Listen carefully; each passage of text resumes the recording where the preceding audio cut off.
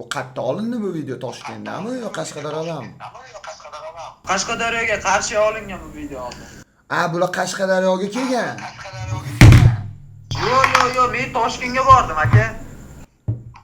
Ha, bu Toshkentning qayerida olindi? Uchtepaga olinuvdi. Hop, ichkari kirganingizdan keyin nima dedi? Ichkari kirgan men telefonimda oldi, lekin ular telefonini olmadi. Shu ham qiziq aka menga. Nima bilan qo'rqitdi sizni?